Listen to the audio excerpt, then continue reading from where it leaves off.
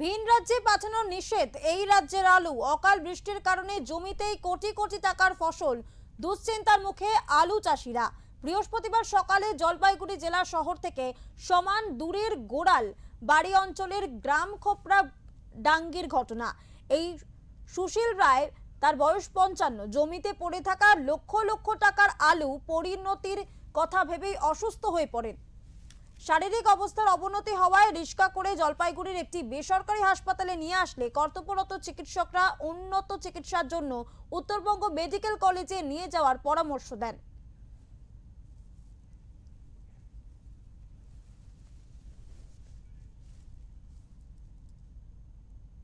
এই বিষয়ে কথা বলবো আমাদের প্রতিনিধি উজ্জ্বল হোরের সাথে।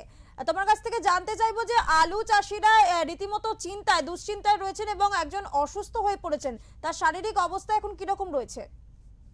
এখন যেটা আমরা দেখতে পাচ্ছি যে মূলত দুটো কারণে। এক হচ্ছে রাজ্য সরকারের যে একটা সিদ্ধান্ত গত বছর থেকে হয়েছিল যে এই রাজ্যের আলু ভিন রাজ্যে পাঠানো যাবে না, তার সেটা যেরকম একটি কারণ। দ্বিতীয় কারণ হচ্ছে কয়েকদিন আগে চৈত্র মাসে যেটা এদিকে হয়ে থাকে কালবৈশাখী ঝড়, তার সাথে ব্যাপক বৃষ্টিপাতের ফলে কি হয়েছে, আলুগুলো যেগুলো মাঠে ছিল সেই আলুগুলো জলে ভিজে যায় এবং বহু জায়গায় আলুর ক্ষেত জলে ডুবে যায়।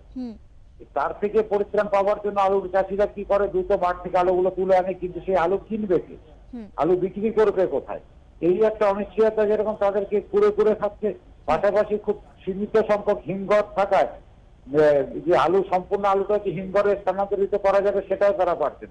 সব মিলে যে উত্তরবঙ্গের যারা আলু চাষি রয়েছে তাদের কিন্তু একটা চরম দুর্দশার মধ্যে দিয়ে তাদের দিন যাচ্ছে, এবং যার সম্পূর্ণ প্রমাণ আজকে আমরা পেলাম আর সকালের এই ঘটনা জলপাইগুড়ি গড়ালবাড়ি অঞ্চলের।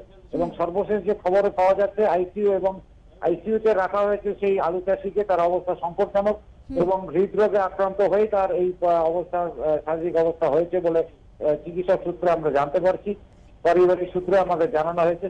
শুধু এটা গড়ালবাড়ি অঞ্চলের কথা নয়, জলপাইগুড়ি জেলা এবং সমগ্র উত্তরবঙ্গের এই অঞ্চলটা জুড়ে জলপাইগুড়ি, আলিপুরদুয়ার, কোচবিহার সমগ্র আলু চাষিরা কিন্তু একটা চরম বিপাকের মধ্যে রয়েছে। তার দুটো কারণ, প্রধান কারণ হচ্ছে ভিন রাজ্যে আলু পাঠাতে পারছে না, দ্বিতীয় হচ্ছে অসময়ে বৃষ্টিপাতের ফলে আলুগুলো কিন্তু পতন ধরে গিয়েছে ইতিমধ্যে, যার প্রভাব কিন্তু একটা বড় অংশের মানুষ যেটা মনে করছে, রাজনৈতিক বিশেষজ্ঞ যারা রয়েছেন তারা বলছেন যে একটা বড় প্রভাব কিন্তু আসন্ন বিধানসভা নির্বাচনে পড়তে চলেছে এই আলু চাষিদের পক্ষ থেকে। ধন্যবাদ তোমাকে। হৃদরোগে আক্রান্ত এক আলু চাষি, দুশ্চিন্তায় আলু চাষিরা।